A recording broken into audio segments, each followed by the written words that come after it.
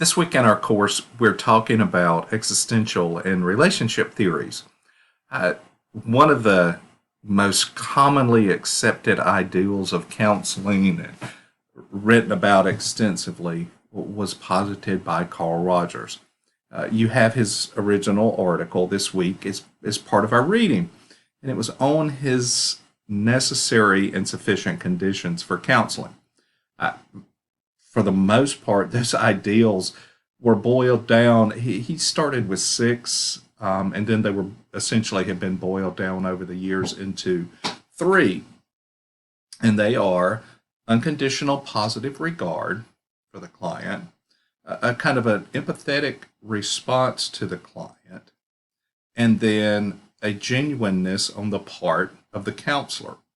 Um, what that means in the counseling relationship that you have one person, as he put it, Rogers put it, that is incongruent. The problems of the person are welling up in their lives, and their life is not congruent. It's not balanced. It's not healthy. And so, one of the prime conditions for counseling is that the incongruent person is in a relationship in counseling with a person that is congruent, meaning the counselor's healthy and balanced to some extent. So basically, the approach of the counselor needs to be a person of health and well-being who is congruent in their life, matched with a person who's seeking, and then the counselor basically accepts that person really unconditionally and then seeks to put themselves in their position. And we call that empathy.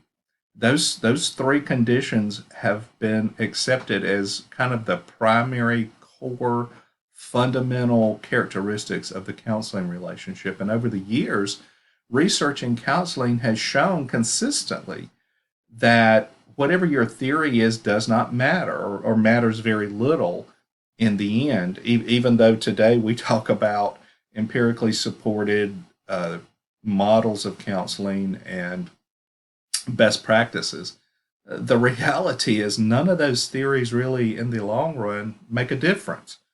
What fundamentally makes the difference that has been identified over the years is the relationship and the nature of the relationship and the health and well-being of the relationship.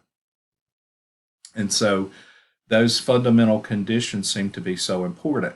The question this week that you're asked in our discussion is, are those conditions really consistent with the Christian faith? Do we accept a person unconditionally and really whatever they're dealing with and looking at, what does that matter? So we have to ask ourselves, again, are some of these theories and ideas consistent or inconsistent with the Christian faith? I remember, and I've maybe already mentioned this in our discussions, I remember looking at a tape, and I'll give you some information about how to access this video if you want to look at them, but it's basically three of the primary folks that we're discussing dealing with a lady called Gloria.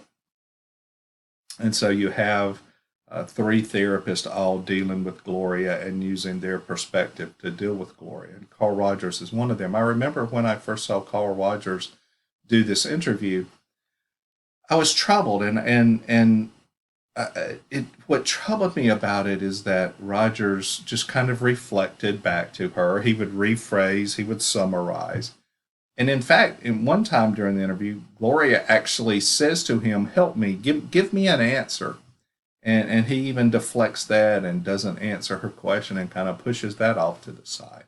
And essentially what he did was he just kind of through a very calm, supportive kind of way allowed her to decide what she wanted to do, which is really what person-centered or client-centered therapy is.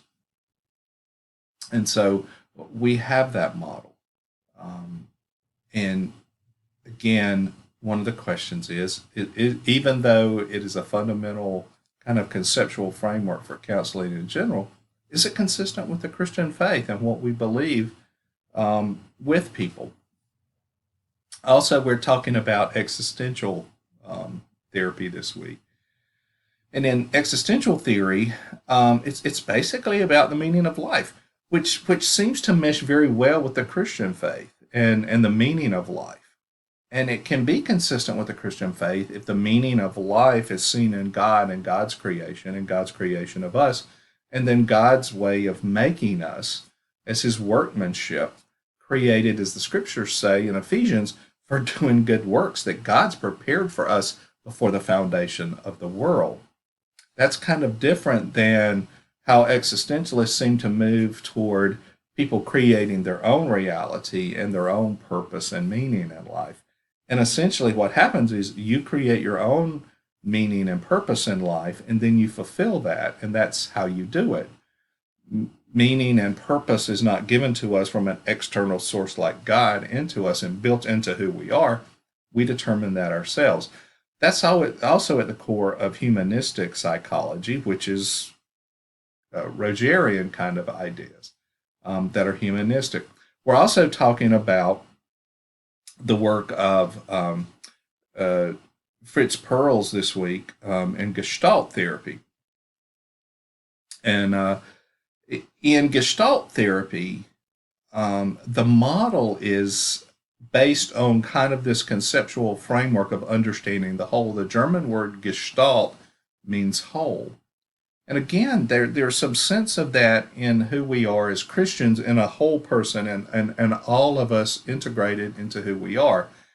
If you've ever seen those little odd pictures, and they're typically in textbooks like what we have, it's that picture that you might see of the picture of a woman, and when you look at her, you see in one way you look at the picture, you see the older woman, and then in the other picture, in the way you look at her, you see the younger woman, depending on your perception. And that's what Gestalt is about. The idea behind Gestalt has to do with what we talk about as figure formation, meaning that we see the things in our perspective that stand out to us. So you can be looking at something, and two people can be looking at the same thing, and their perspective can be very different.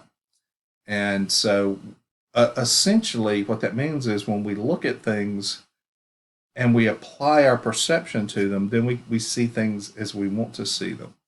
And so we perceive things and understand things according to kind of how we want to put the world together, which again is kind of inconsistent with the Christian faith.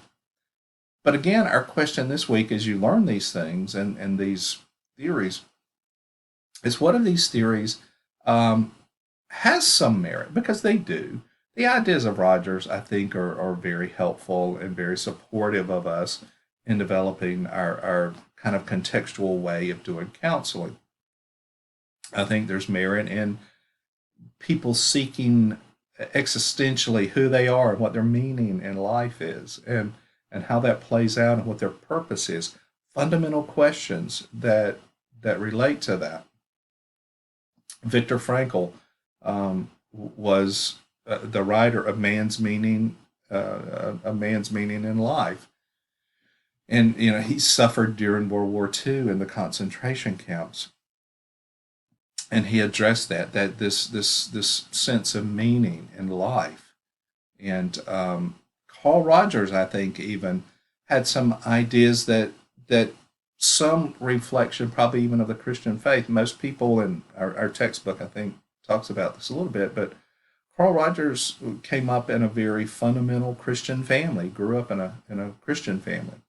He actually was planning to go, or did start, seminary, and then he dropped out of seminary and changed over to psychology and worked with folks that were leading folks, some of the leading theoreticians in psychology.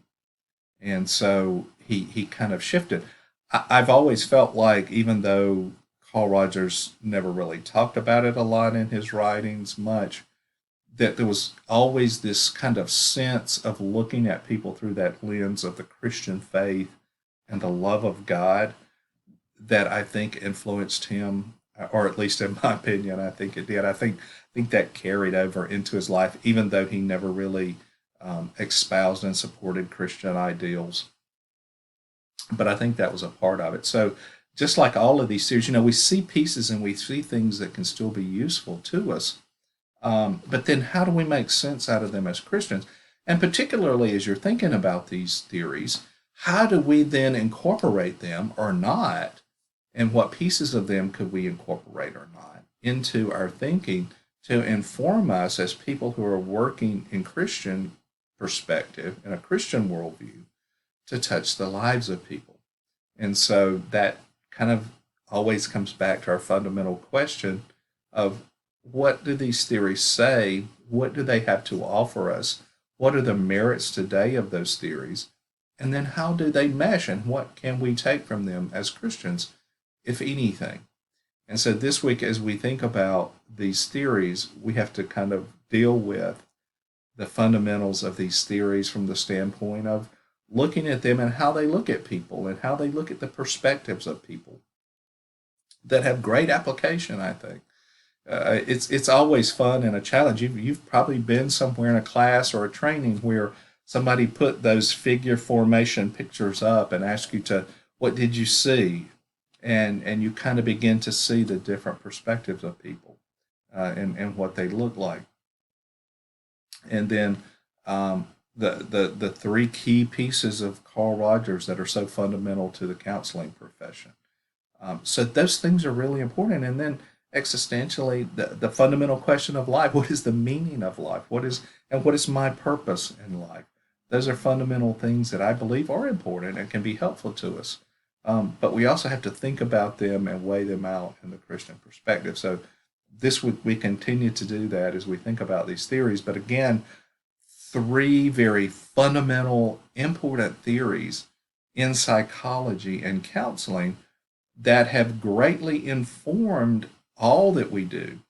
And that's part of the point about these theories, that so many of the things that we do that are more modern, contemporary kinds of ideas of counseling, a lot of the ideas that we see in those contemporary modern theories of counseling have edged their way out of these theories, or oftentimes will relate to these theories and the things that are espoused in these theories. So, again, this week, I hope that you will have a great week in our studies.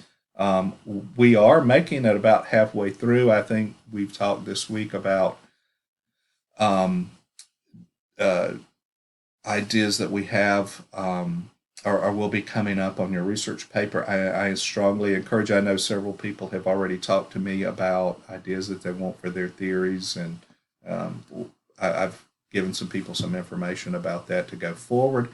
But let me encourage you to begin to kind of look at a theory that's going to be part of that paper and coming up in a couple of weeks to submit that, because it'll take some time to pull some of these things together. I know some of the theories you might have an interest in that you want to write about we haven't covered yet. So if you have a question about that, reach out to me. But I hope you'll have a good week this week. God bless you, and I look forward to hearing from you this week.